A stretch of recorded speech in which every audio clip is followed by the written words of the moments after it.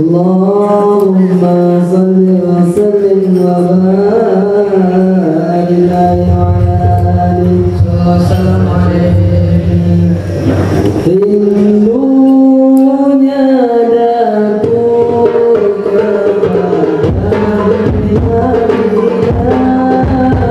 kepada akan taubat kalau sudah ziarah. Sekalipun menangis berakhir mata hati katakan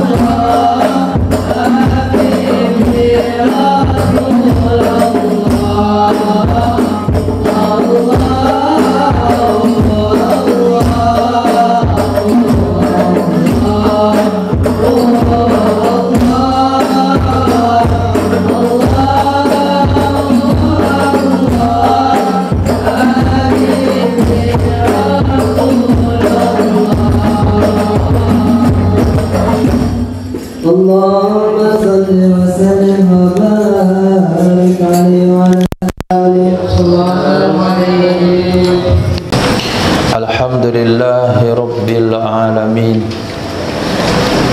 Wassalatu wassalamu ala Sayyidina Maulana Muhammadin wa ala alihi wa sahbihi ajma'in, amma ba'd. Rabbi yassir wa la tu'assir, Rabbi tammim bil khair.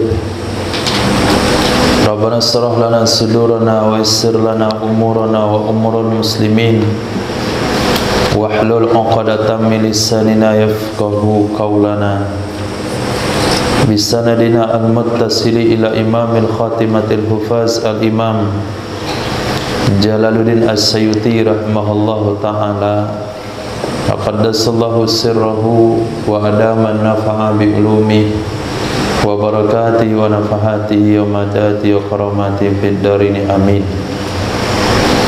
Ahbab fillah wa duyufan al-aizza, hadanallahu wa iyyakum alal huda wa taqwa. Kita lanjutkan yang kitab Jami' Shaghir, nomor hadis 8078. Hadis terdapat dalam kitab Imam Baihaqi Syu'abil Iman. Kedudukan hadis hasan. Diriwayatkan dari Sayyidina Abi Sa'id Al-Khudri radhiyallahu anhu. Baginda Rasul sallallahu alaihi wasallam bersabda, "Ma min abdin," tidaklah dari seorang hamba Allah, tidaklah dari seorang hamba, yazlimu, yang dia menzalimi, rajulan, akan orang lain, mazlamatan, akan satu kezaliman, fid dunya, di dunia, la yukissuhu, yang dia tidak menyerahkan dirinya, yang ia tidak menyerahkan, hu, akannya laki tersebut, akannya laki-laki yang dizalimi tersebut, min nafsihi, dari dirinya, kecuali aqassahullahu, membalas, mengkisos akannya hamba oleh Allah Subhanahu wa ta'ala, minhu, darinya orang yang dia zalimi di dunia, yaumal kiamati, pada hari kiamat. Ini pasti tidak ada satu kezaliman yang dilewati di dunia ini melainkan akan ada pembalasannya di akhirat kelak, kalau kita yang menzalimi tidak menyerahkan diri kepada orang yang dizalimi. Bahkan jangankan antar manusia, antara hewan dengan hewan akan ada pengadilannya. Dalam riwayat yang lain baginda Rasul ceritakan, apabila di dunia ini ada hewan yang ditanduk oleh hewan lain dan dia tidak bisa membalas karena tidak punya tanduk, maka di akhirat kelak Allah tumbuhkan tanduk kepada hewan yang ditanduk untuk mengkisos daripada hewan yang menanduknya di dunia.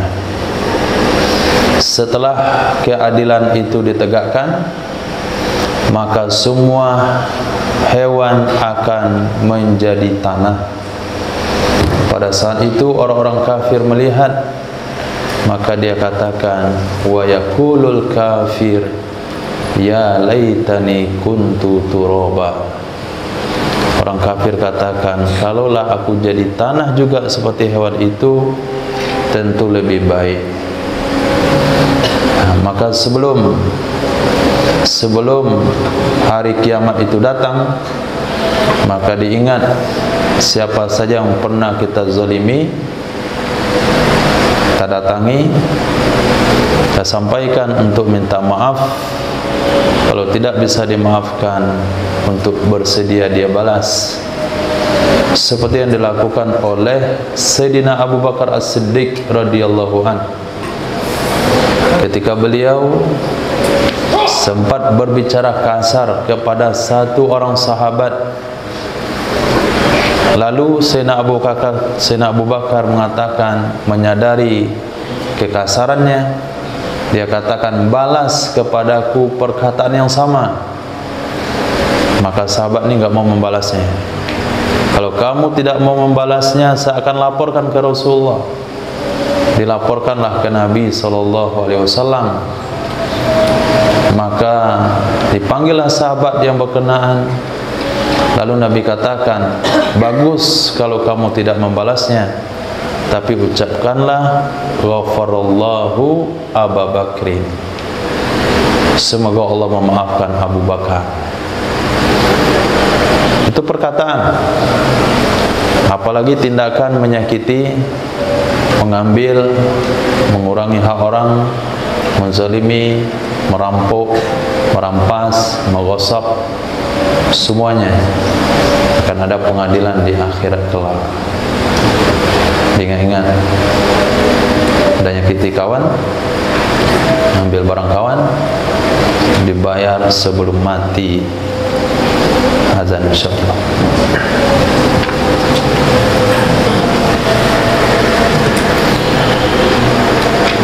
Muadzin.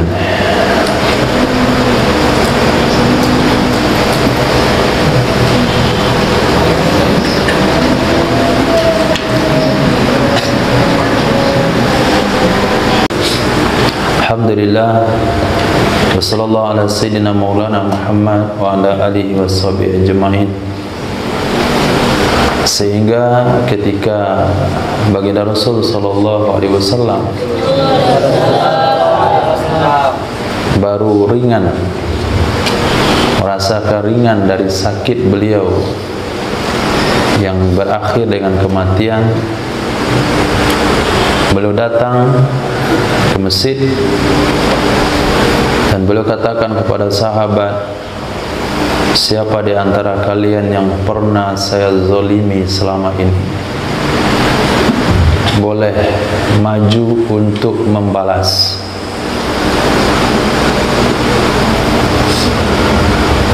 Berdiri satu orang sahabat yang bernama Sayyidina Aswad radhiyallahu anhu. Saya wahai Rasul, pernah engkau pukul perutku dengan tongkat kecil ketika saya keluar dari barisan perang. Maka Nabi katakan, majulah untuk mengkisas.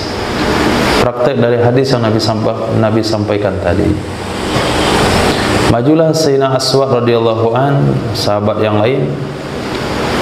Kalau bukan mengingat Nabi ada di tengah-tengah mereka, kalau bukan mengingat kondisi Nabi yang sudah susah, sudah sakit, maka mungkin di antara mereka, mungkin Sayyidina Umar bin Khattab akan bertindak.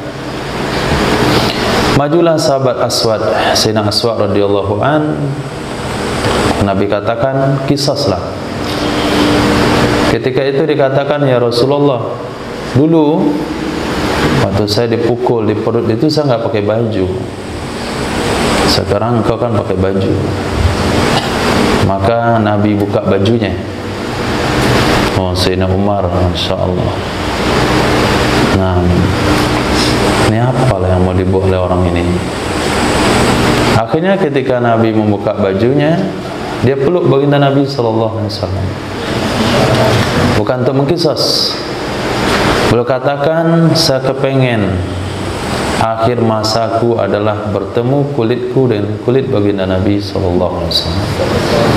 Yang kita melihat di sini bukan tindakan Sayyidina Aswad, Tapi tindakan dari baginda Rasul sallallahu alaihi wasallam perihal hadis yang barusan beliau sampaikan, tidak ada seorang pun yang menzalimi orang lain di dunia ini yang belum dia serahkan dirinya kepada orang tersebut, melainkan Allah akan bikin perundingan pembalasan nanti di akhirat kelak. Sehingga untuk mengamalkan hadis itu, di akhir hayat Nabi bertanya pada seluruh sahabat, adakah di antara kalian yang aku pernah zalimi dulu semasa hidup? Sehingga zalim itu dosa yang dibalas, sebahagian hukumannya dipercepat di dunia. Maka jangan pernah menzalimi sesiapapun, termasuk makhluk hidup. Bahkan para sahabat tidak mau melarang mencabut tanaman yang tidak ada kepentingan di dalamnya. Rumput tetap dicabut, kepentingan kebersihan. Jaring laba-laba dibersihkan, enggak boleh ganggu laba-laba, biarkan saja. Itu bukan sampai ke tahap itu. Hadis berikutnya 8079, hadis dari Sayyidina Abi Hurairah radhiyallahu an, Nabi sallallahu alaihi wasallam bersabda, ma min abdin, tidaklah dari seorang hamba kecuali walahu, bagi hamba tersebut, situn fis sama, agar ada kemasyhuran di langit. Situn fis sama, situn itu kemasyhuran di langit. Fa in kana situhu, maka jika adalah kemasyhurannya fis sama'i, di langit, hasanan itu baik, wudi'a fil ardi, maka diturunkan ia kemasyhuran ke bumi. Wa in kana situhu fis sama, jika adalah kemasyhurannya di langit, sayyi'an, jelek, tidak baik, wudi'a fil ardi, niscaya diturunkan ia kemasyhuran di bumi. Untuk pelengkap hadis ini, ketika baginda Rasul sallallahu alaihi wasallam sedang duduk, diriwayatkan oleh Sayyidina Umar bin Khattab radhiyallahu an, kata Sayyidina Umar, ketika kami duduk bersama Nabi sallallahu alaihi wasallam, lewatlah jenazah di hadapan Nabi, lalu Nabi katakan, wajabat. Kemudian lewat lagi, maaf tinggal riwayatnya, sahabat mengomentari jenazah tersebut dengan komentar yang baik-baik.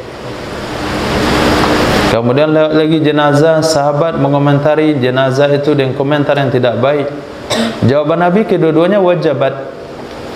Maka Sayyidina Umar katakan, apa yang wajabat wahai Rasulullah? Nabi bersabda, antum syuhada'ullahi fil ard, kalian adalah saksi-saksi Allah di muka bumi. Nah, hadis itu koneknya di hadis di sini. Jadi apabila seseorang itu terkenal di langit dengan kebaikan, maka kebaikan itu akan diturunkan ke muka bumi sehingga dia dikenal di bumi dengan kebaikan. Dan kalau dia meninggal, yang ada keluar dari mulut orang lain adalah kebaikan-kebaikannya, dan itu menandakan dia adalah ahli surga. Ada juga orang yang kemasyhurannya di langit dengan kesalahan-kesalahan dan dosa, dan itu juga yang diturunkan ke muka bumi sehingga dia dikenal di muka bumi seorang penjahat. Kemudian ketika dia meninggal, itulah yang keluar dari mulut manusia, dan Nabi katakan wajabat, dia wajib masuk neraka. Antum syuhada'ullahi fil ard, kamu adalah saksi-saksi Allah di muka bumi. Artinya seorang muslim dalam melakukan kebaikan tidak perlu untuk dikenal atau tidak perlu untuk diperkenalkan kepada orang lain. yang memang kalau sudah terkenal baik di langit akan dikenal juga kebaikan tersebut. Bahkan ada di antara manusia yang kebaikannya dikenal setelah dia meninggal dunia. Itu sesuatu yang bagus. Kebaikan dikenal ketika dia sudah meninggal. Buat saja kebaikan tanpa ada orang memuji, tanpa ada orang tahu, bukan tugas kita juga. Yang penting apapun bentuk sifat kebaikan, buat saja. Antum lewat masuk ke aula, petugas aula belum sempat membentangkan kapan, tinggal tarik sekali selesai. Walaupun bukan kita yang bertugas, tapi kita sudah ada di aula. Walaupun kawan yang bertugas tidak ucapin terima kasih, ya telah bantu.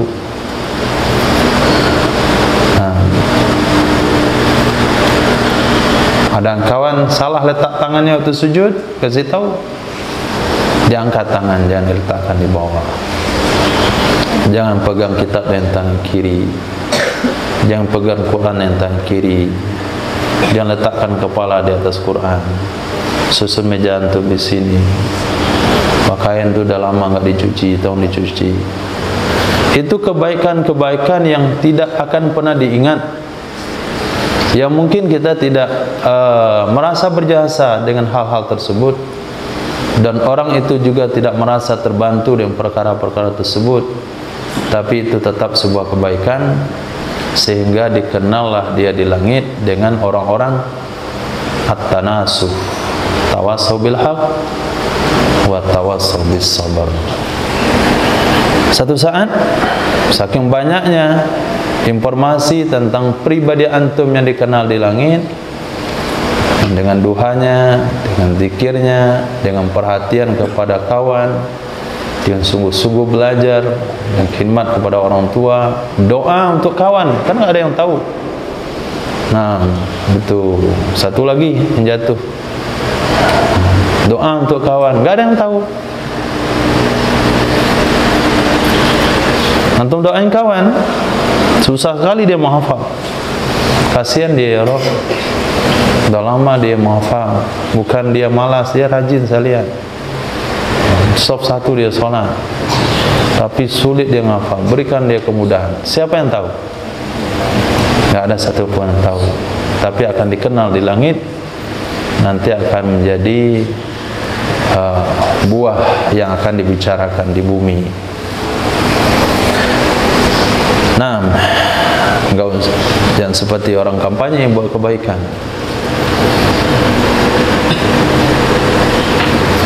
Hadis berikutnya, ma min abdin, tidaklah dari seorang hamba, tidaklah dari seorang hamba istahya minal halal, yang dia malu dari yang halal. Dia malu dari yang halal, kecuali ibtalahu Allahu bil haram, mencoba, menguji akan hamba tersebut oleh Allah dengan perkara haram. Menurut Imam Abdul Rauf Al-Manawi, dalam tafsir hadis ini, malu dari yang halal maksudnya malu melakukan yang halal, malu menampakkan yang halal. Maka Allah akan uji orang itu dengan melakukan yang haram dan menampakkan yang haram. Maka tidak boleh malu-malu dengan kebaikan. Malu dengan peci, nah dia akan diuji nanti dengan bukan peci, mungkin topi. Malu dengan gamis, nanti dia akan diuji dengan ya baju-baju yang notabene bukan agama. Malu dengan semua bentuk perkara-perkara yang baik. Malu saya azan, saya malu. ceramah, saya malu. Saf depan lah, saya malu. Semuanya malu. Suruh baca doa malu, suruh jadi imam malu, jadi muazin malu, pakai gamis malu, pakai jubah malu, bantu orang tua malu. Malu mencuci piring, apa kata orang, mencuci piring pula laki-laki. Nanti dia akan diuji oleh Allah yang perkara-perkara jelek. Tapi apabila di istiqomah, bangga dengan kebaikan, bangga dengan perkara positif, maka dia akan istiqomah di dalam kebaikan tersebut. Jangan pernah bilang bahasa malu.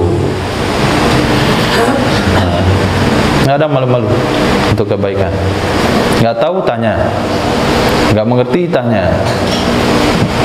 Nggak tahu cara menghafal, tanya sama kawan bagaimana cara menghafal. Susah bangun tidur, tanya sama kawan bagaimana cara bisa bangun tidur. Nggak tahu berenang, belajar sama kawan bagaimana berenang. Tidak ada bahasa malu. Nah, hadis riwayat daripada Sayyidina Anas bin Malik radhiyallahu anhu. Ma min asratin, tidaklah dari kesulitan,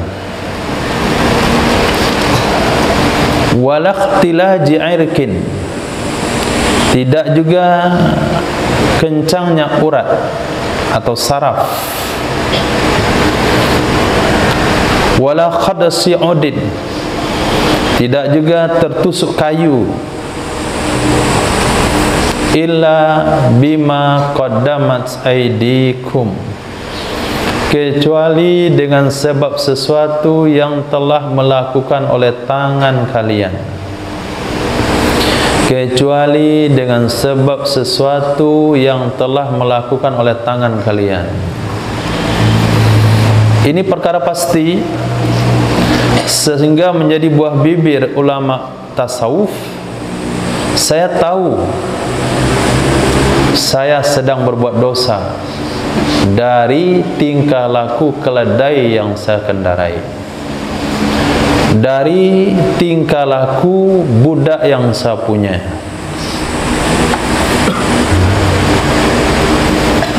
Kalau tidak ada dosa, walaupun lapangan bola itu banyak batu, nggak akan ada yang terkilir. Kalau ada salah urat, pasti karena dosa yang telah dilakukan. Tersandung karena dosa, sakit kepala karena dosa, urat leher kencang pusing karena dosa.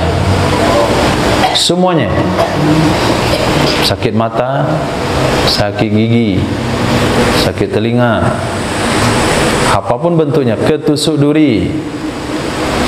Kata Nabi, tidaklah semuanya itu ma dengan mana nafi, kemudian diiringi oleh illa. Menurut kaidah usul fiqh, menurut kaidah nahwu saraf, itu maknanya takhsis.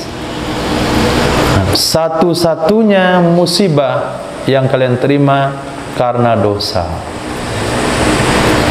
Wa ma yaghfirullahu aktsar, dan sesuatu yang Allah maafin lebih banyak.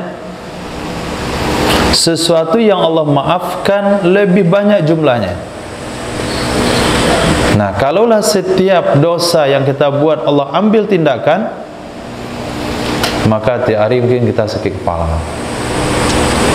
Nah, tiap hari mungkin terkilir, tiap hari salah urat, tiap hari flu, tiap hari pusing. Tapi karena masih banyak yang Allah ampuni daripada yang Allah ambil tindakan, sehingga kita sehat walafiat. Nah, itu hadis untuk melihat diri sendiri, bukan untuk melihat orang lain. Yang tim kesehatan ngantarin kawan sakit, kamu buat dosa apa? Enggak usah antarin saja, enggak usah tanya buat dosa apa dia. Antum enggak masuk kelas demam kan? Dosa apa coba? Ini hadis untuk kita, bukan hadis untuk lihat orang, supaya menyadari diri masing-masing. Ada yang sakit? Dosa apa? Itu salah penempatan hadis ini.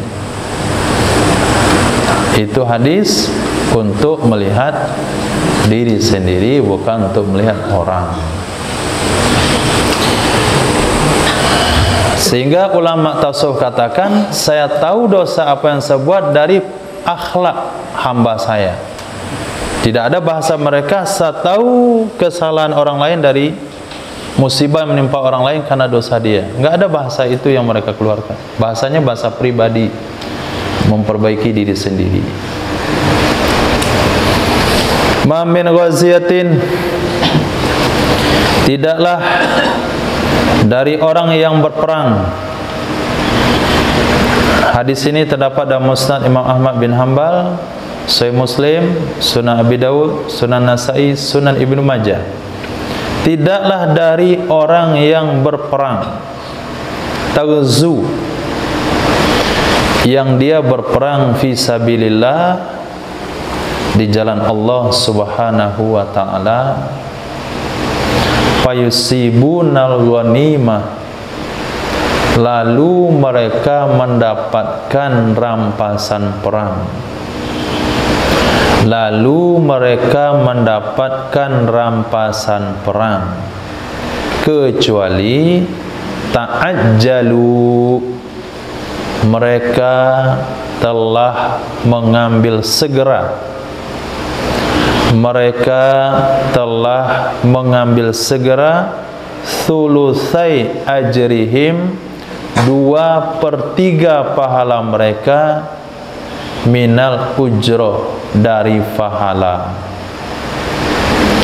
Wa yabqa lahumus thuluts, dan tersisa bagi mereka 1/3-nya lagi. Fa illam yusibu, jika mereka tidak mendapatkan ghanimatan, akar rampasan perang, tamma lahum ajruhum, niscaya sempurna bagi mereka oleh pahala mereka. Sehingga Sayyidina Umar bin Khattab radhiyallahu an, di zaman kepemimpinan beliau, ketika datang harta rampasan perang dari Romawi dan Persia, termasuk dalam harta rampasan itu mahkota Raja Kisra, beliau menangis. Sahabat yang lain menganggap aneh, apa yang ditangiskan? Kita menang, Raja Kisra kalah, rampasan mahkotanya sampai di Madinah, di Baitul Mal. Tapi beliau menangis. Ketika ditanya apa jawaban Sayyidina Umar bin Khattab radhiyallahu an, kalaulah ini kebaikan, pasti sudah diberikan kepada 2 orang terbaik sebelum saya, Sayyidina Rasul dan Sayyidina Abu Bakar As-Siddiq radhiyallahu anhu. Saya khawatir jangan-jangan pahala kita nggak ada lagi di akhirat, karena sudah banyak balasannya di dunia. Ini sesuai dengan konsep hadis ini. Jadi ketika orang berangkat perang, dapat rampasan perang, artinya pahala perangnya tinggal 1/3 di akhirat, 2/3 telah diambil di dunia. Tapi kalau berangkat perang kalah dan dia tidak mendapatkan rampasan perang, berarti pahalanya sempurna di akhirat kelak. Ini hukum berlaku untuk seluruh kerja agama apa saja. Nah, berlaku untuk seluruh kerja agama apa saja. Mengajar agama, nah, ambil gaji, hilang 2/3, 1/3-nya tinggal di akhirat. Tausiah, nah, ada amplop, hilang 2/3, tinggal 1/3. Minta ngimanin sholat jenazah, ucapin terima kasih, berarti pahalanya 100% di akhirat kelak.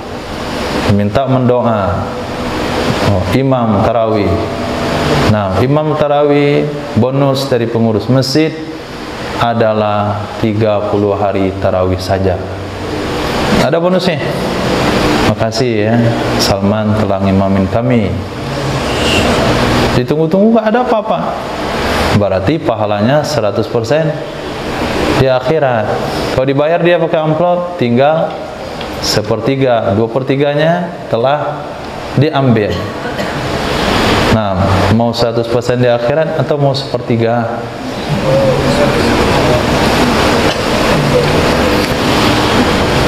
Mau yang mana? Ya terserah, mau apa saja kehendak Allah.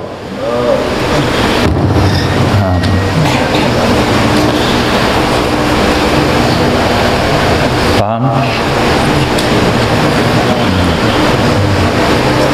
Maka Nabi mengancam.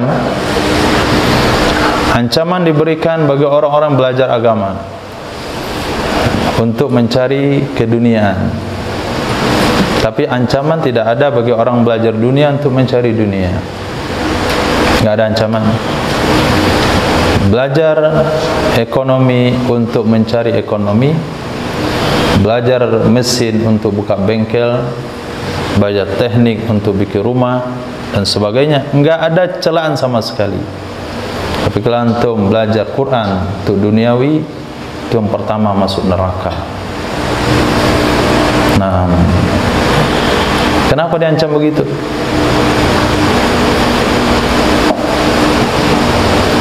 Masuk ke jurusan SMK misalnya, itu pagi-pagi pulang sore untuk bidang, menekuni satu bidang.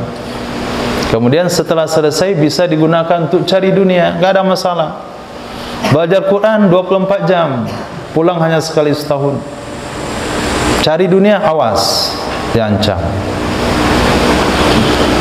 Apa yang ada di situ? Hah?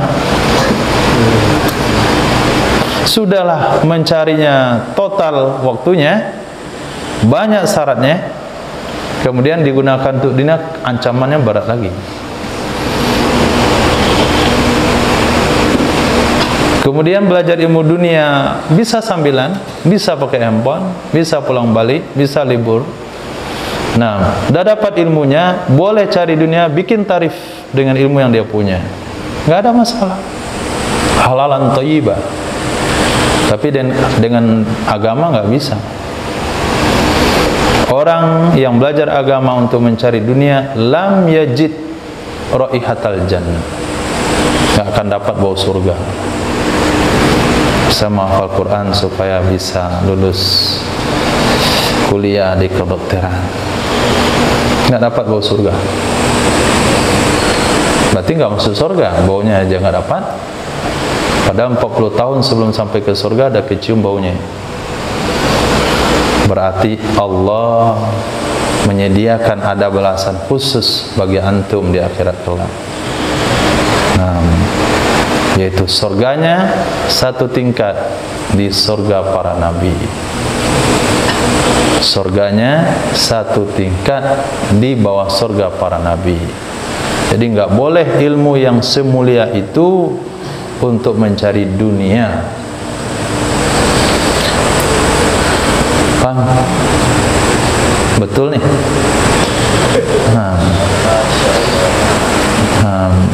Jangan ujian paket lagi. Kau paham?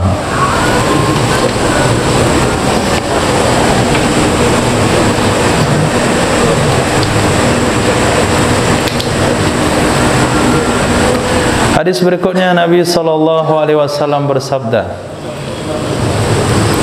"Ma min qadin, tidaklah dari seorang qadhi, min qudatil muslimin, dari qadhi orang Islam."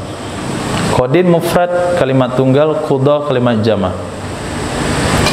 Tidaklah dari seorang qadhi dari qadhi muslim kecuali wa ma'ahu malakan, bersama orang tersebut ada dua malaikat.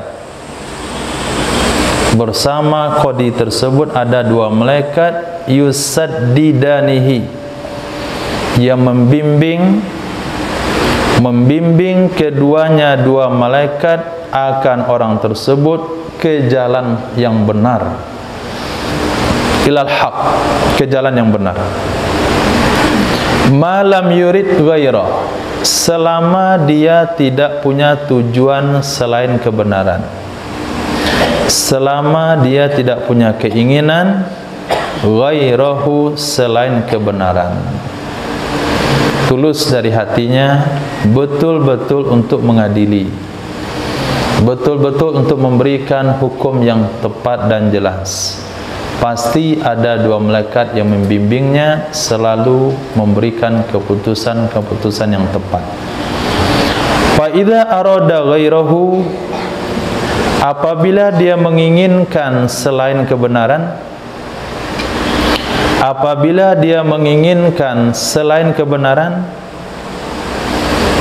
ingin mencari sogok, tambahan gaji, menjual belikan hukum, wajaro, dan dia curang, wajaro, dia curang, muta'ammidan, hal keadaan sengaja, tabarra'a minhul malakan, berlepas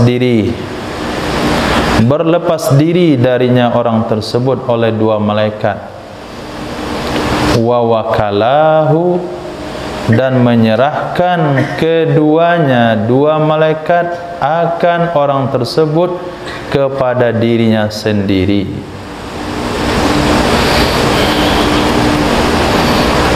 Nah, itu enggak terlalu penting kita pahami.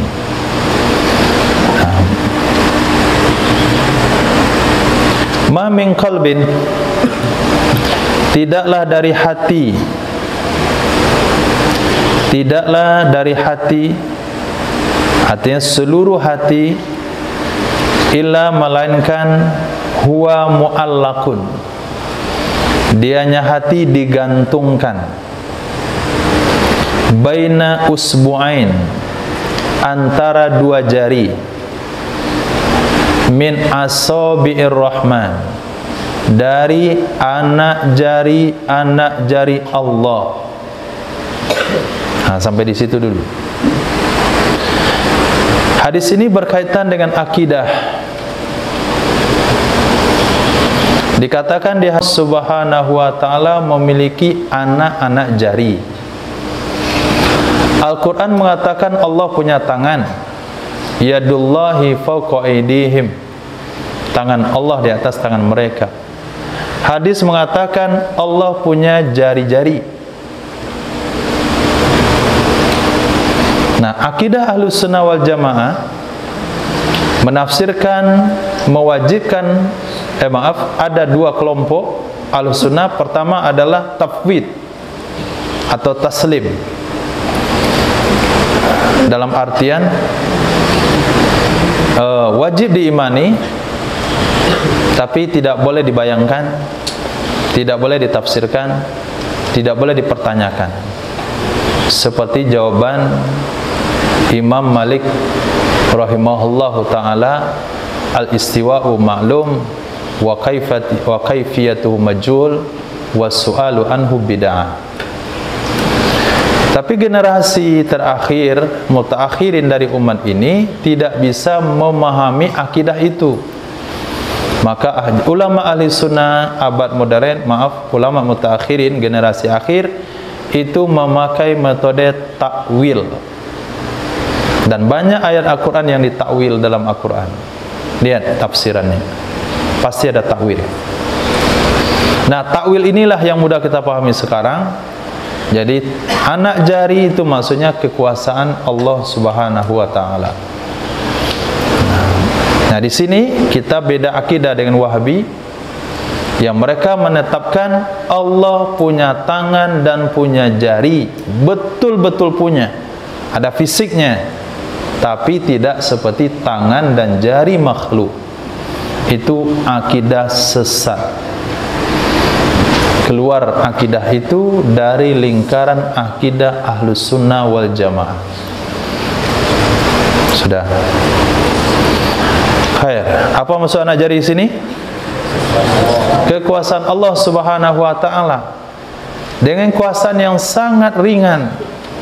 Artinya kondisi yang gampang, seperti diletakkan di antara dua anak jari untuk ditasawurkan bahasanya mudah bagi Allah, kekuasaan Allah, mudah bagi Allah untuk merubah hati manusia, membolak-baliknya. Dan dibayangkan Allah begitu. Kalau dibayangkan seperti itu, berarti hati makhluk ada di dalam hati antum? Ada hati, dah pindah. Nah, kalau ada anak jari Allah di situ, berapa banyak anak jari Allah? Tempat antum ada dua, situ ada dua, situ ada dua. Berarti Allah punya tangan, jarinya bercabang-cabang kemana-mana. Itu jadinya akidah, tasawurnya akan sesat. Maka maknanya kekuasaan Allah Subhanahu wa ta'ala. Insya'a aqamah. Jika Allah mau, Allah akan tetapkan hati itu. Allah akan tetapkan hati itu. Terus mau jaga sholat, terus mau menghafal Quran, terus mau mengaji, terus mau dengan sunnah. Itu aqamah. Wa insya'a, jika Allah mau, azaghah, Allah akan sesatkan hati tersebut. Allah akan sesatkan hati tersebut. Allah akan tergelincirkan hati tersebut.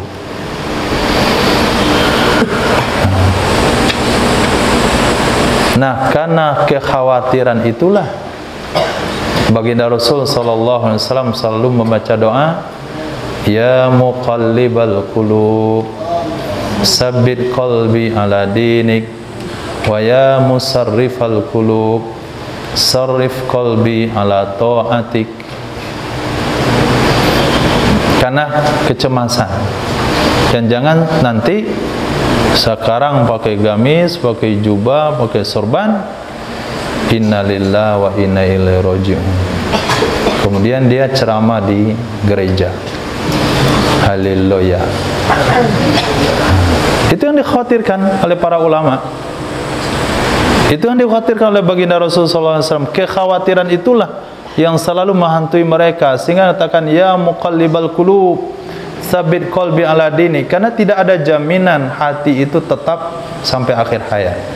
Nah, kalau sudah mati lalu mengucapkan kalimat la ilaha illallah, baru selesai perjuangan. Kalau belum, nggak ada jaminan. Hafal Quran kah, hadis kah, dan sebagainya. Bersisah, seorang muazin yang murtad. Iblis, nah, Azazil, dari bumi naik ke langit pertama, kedua, dengan amalnya sampai masuk dalam surga, sampai digolongkan di golongan malaikat. Bagaimana amalnya itu? Sudah berapa tahun dia beramal? Amalnya itu menaikkan dia dari langit ke langit sampai diposisikan di kalangan malaikat. Ketika diajak ngobrol oleh Allah, dia masuk di golongan malaikat. Wa izqala rabbuka lil malaikati isjudu li Adam fasajadu illa iblis. Iblis ada di situ. Padahal dia makhluk bumi waktu itu. Yang amalnya naik sampai ke surga. Tapi karena Allah yang punya kehendak, dibalikkan hati si iblis yang taat tadi menjadi musuh Allah selama-lamanya. Nah, tidak boleh bangga dengan amal. Iman itu antara rasa harap dan takut. Harap dan takut, harap dan takut, sehingga tidak memandang rendah kepada pelaku maksiat dan tidak berbangga dengan amal kebaikan.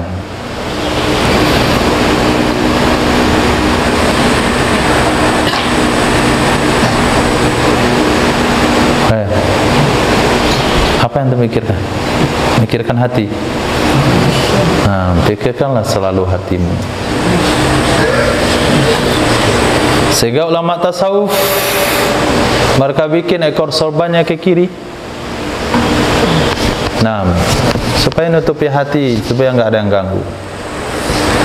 Mereka sholat, taruh tangan di kiri.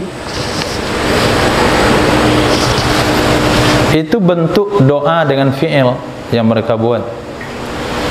Ini salatnya. Tapi jangan dibuat pula di sini. Antum bukan tasawuf. Kita fikih saja di tengah. Nanti semua begini. Nah, ini tasawuf semua nih. Apa kita tasawuf untuk baca? Nggak ada satupun. Ngikut-ngikut saja. Itu jangan. Tengah aja dulu.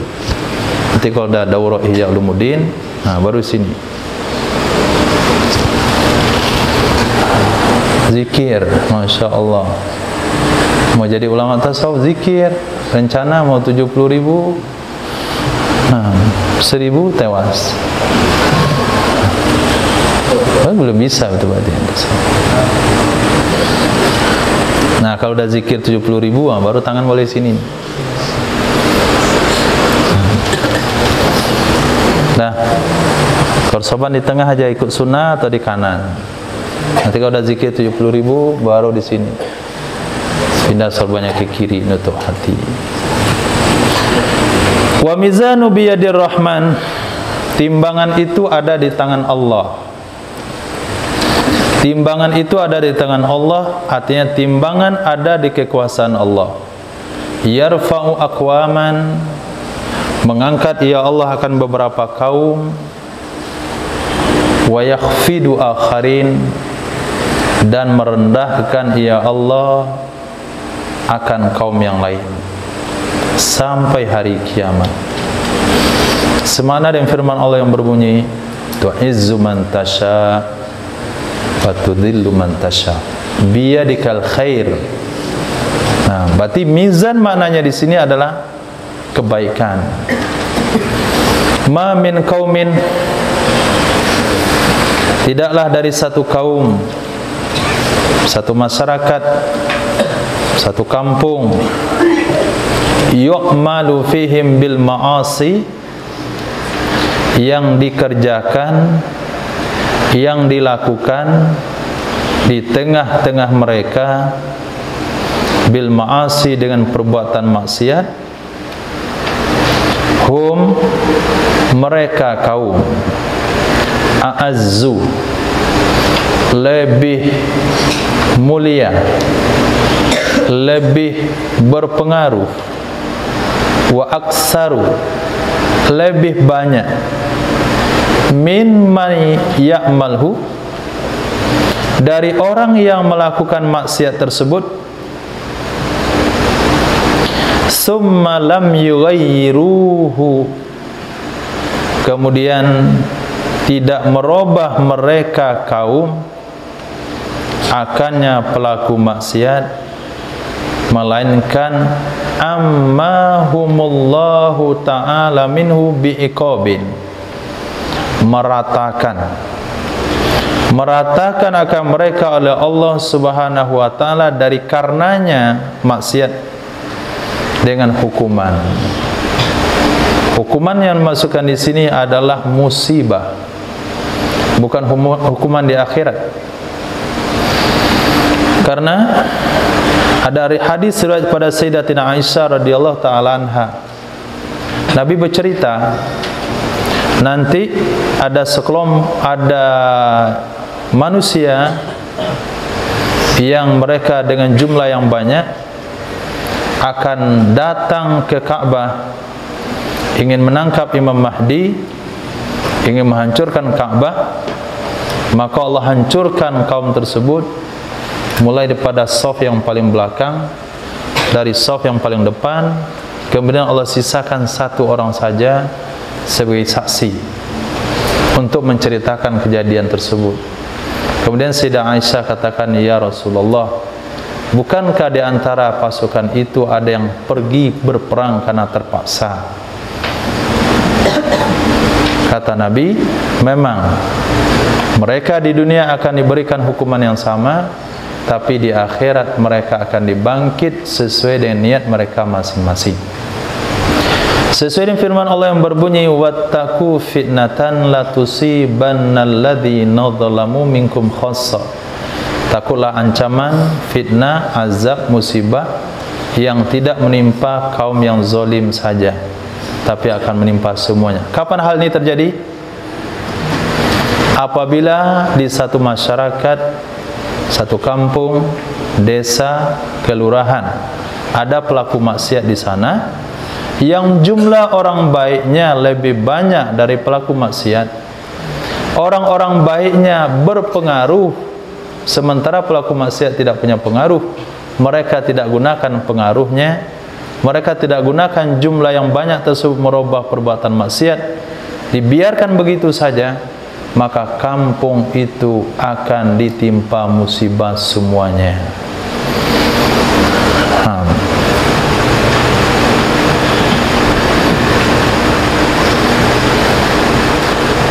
Dulu ketika ada pelanggaran perzinahan misalnya, bahkan ketangkap basah berdua-duaan yang bukan mahramnya, itu akan diadili oleh nenek mama. Satu kampung orang ribut di urusan itu. Cerita fulan, anak fulan, suami fulan, istri fulan. Akhirnya apa yang terjadi? Sekali panen bisa bayar zakat. Nah, orang tua petani bisa mendidik anak-anaknya. Gak ada musibah. Hujan turun sesuai dengan jadwal ke sawah. Tapi ketika pemuka masyarakat, nenek mama, kepala desa, lurah, mereka tidak peduli lagi dengan tindakan-tindakan maksiat. Beritahukan di situ anak muda nongkrong mabuk-mabukan. Biarlah, itu ada bapaknya. Nah, ada bapaknya. Akhirnya musibah terjadi di mana-mana.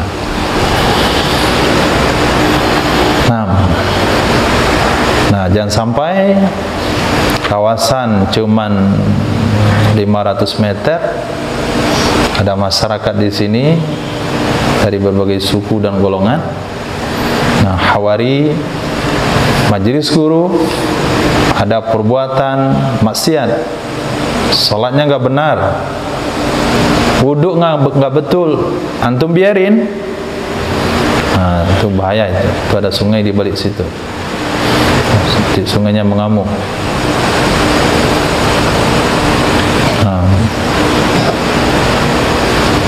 Ada kawan sholat subuh nggak pakai wudhu, misal nih, untuk biarin, nggak ada teguran, nggak ada kasih tahu, itu maksiat. Ada kawan ngambil odol kawannya tiap hari, nggak punya odol, antum nggak laporkan, nggak tegur, hati-hati. Ini mana kaum. Jadi ada perbuatan melanggar, ada perbuatan maksiat. Jumlah antum yang tidak melanggar banyak, itu harus ada sikap tindakan untuk merubah. Hawari majelis guru punya tanggung jawab. Nah, di kelas ada nggak setoran, untuk katakan dia setoran lancar hafalannya, padahal dia nggak setoran, cuma karena kawan dekat bilang aja lah dia nggak setoran sekali, padahal seminggu nggak setoran, dibilang sekali. Dan kawan lain tahu, didiamin. Ingat musibahnya, satu rotan di satu kelas, di rotan. Itu salah satu azabnya itu.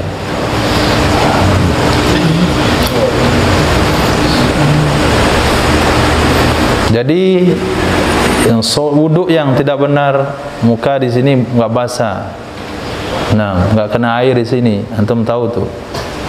Misalnya nggak ditegur, tadi aja baru iqomah, baru bangun ya langsung di soft satu, Allah, antum nggak wudhu. Innama namat aini walatanamu qalbi. Mata saya yang tidur, hati tidak. Oh, itu udah murtad itu, karena ngaku jadi nabi. Cuma nabi yang kayak gitu, manusia yang lain nggak ada yang kayak gitu. Itu udah mulai ngaku jadi nabi.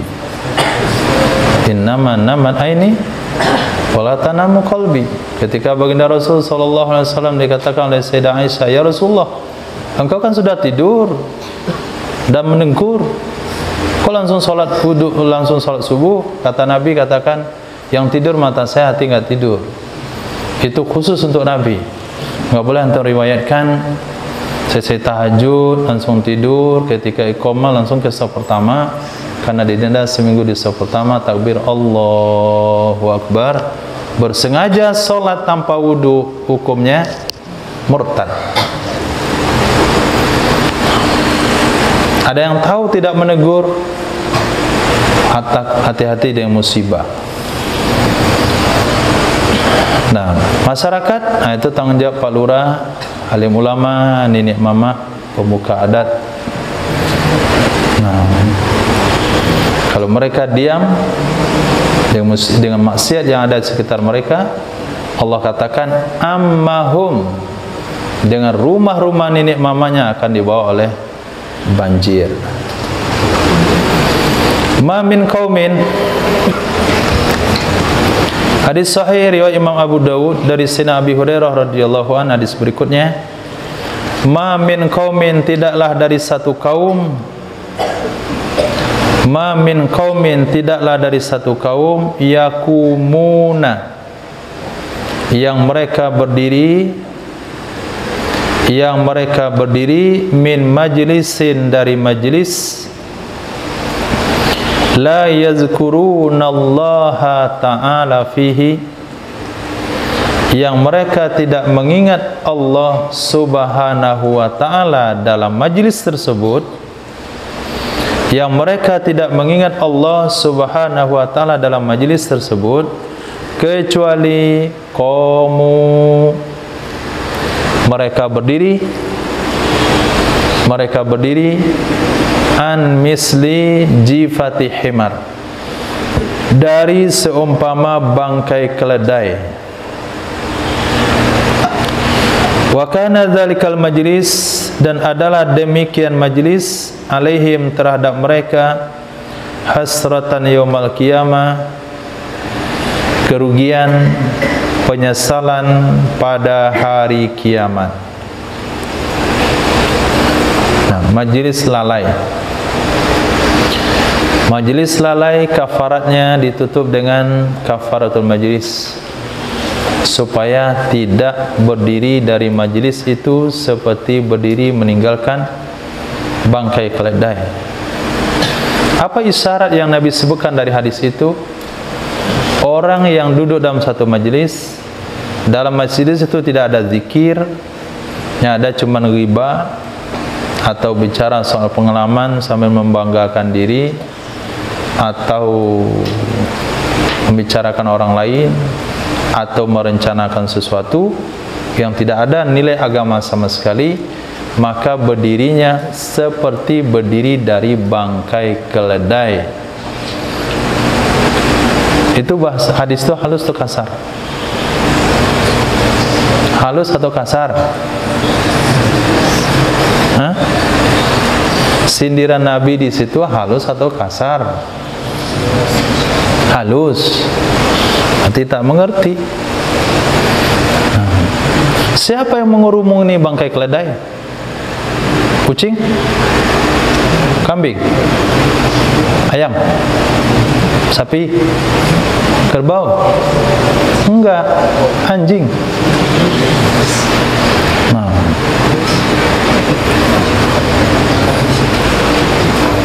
dia baru bubar dari bangkai keledai. Siapa? Kasar itu, bukan halus. Cuman Nabi bahasanya halus. Nah, tapi Nabi sudah katakan sama orang itu dengan wow, ya Hamzah. Maaf.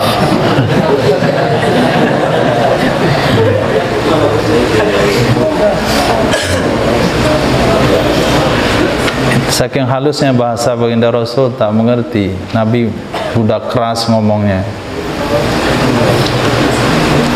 Nah, supaya itu tidak disamakan kita dengan hewan yang satu itu, maka setiap ada majelis tutup dengan kafaratul majlis. Wa kana zalikal majlis, majlis tersebut akan menjadi penyesalan pada hari kiamat. Maka dia katakan, kalaulah saya tidak duduk di majlis itu, tentu saya tidak akan mendapatkan kerugian. Ma min qaumin, sebaliknya, ma min qaumin, tidaklah dari kaum, yazkurunallaha, yang mereka berzikir kepada Allah.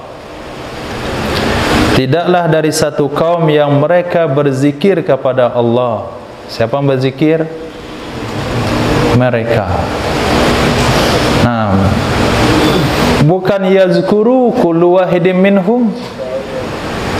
Kalau hadisnya ma min qaumin yazkuru kullu wahidin minhum, tidaklah dari satu kaum yang berzikir masing-masing mereka, itu artinya zikir sendiri-sendiri. Yang ini enggak, ma min qaumin yazkurun, tidaklah dari satu kaum yang mereka berzikir kepada Allah, itu artinya zikir berjamaah.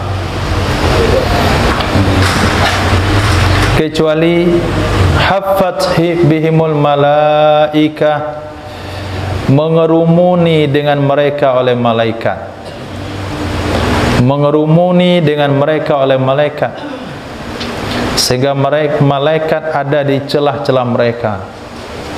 Ketika kita duduk bersentuhan dengan malaikat, ruhaniyat ketaatan yang ada pada malaikat itu menular kepada ahli majlis. Wa wasyiathumur rahmah, dan meliputi akan mereka oleh rahmat Allah. Wasyiat, meliputi, menyelimuti. Wa nazalat alaihimus sakinah, datang di atas mereka, turun di atas mereka oleh ketenangan. Ala bizikrillah tatmainnul qulub, ketenangan hati. Sehingga ketika duduk dalam majlis zikir, seolah-olah tidak ada lagi problem hidup. Nah, yang ada cuman menggoyangkan kepala. Tidak ada problem. InsyaAllah angkat selain Allah, tancapkan Allah. Lah, itu kalau sampai 5.000, sampai 10.000, itu enggak tahu itu bagaimana reaksinya di pagi hari.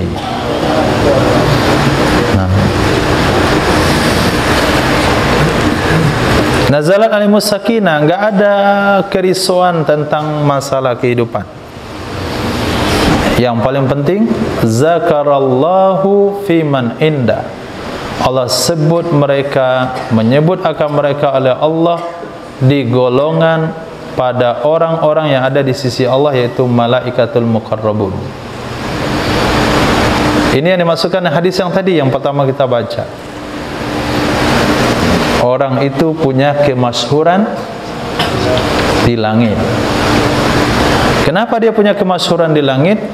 Karena namanya disebut oleh Allah di hadapan para malaikat. Sampai pada satu tahap, wahai Jibril, aku mencintai si fulan. Maka umumkan olehmu kepada seluruh penduduk langit bahwa aku mencintainya. Itu kalau di saat itu semua langit, penduduk langit sudah mengenal antum kekasih Allah. Pas mati, naik ruhnya ke langit, itu seluruh penduduk langit sudah mengenalnya.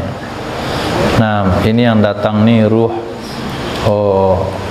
ruh Habib. Ini ruh Habib. Kami dah kenal, dah lama kenal, dah tu ahli zikir. Ini ruh Rehan.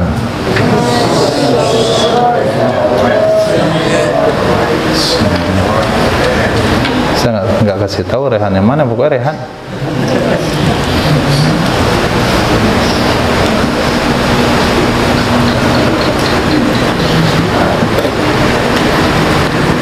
Ma min qaumin,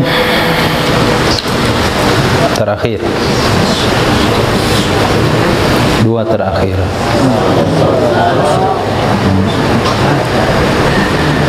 Ma min qaumin, tidaklah dari satu kaum, yazharu fihimur riba, yang zahir, nampak, tersebar di tengah-tengah mereka oleh praktek riba, kecuali ukhizu bisana, mereka akan disiksa dengan kemarau. Mereka disiksa dengan kemarau. Apa itu kemarau? Apa itu kemarau? Hah? Nabi sudah jelaskan kemarau beberapa bulan yang lalu. Apa kata Nabi? Apa itu kemarau? Laisa sana an yumsikal matar. Kira-kira begitu redaksi hadisnya. Kemarau itu bukan hujan tak turun, tapi hujan turun tapi tidak memberi faedah. Hujan turun, rumah hanyut.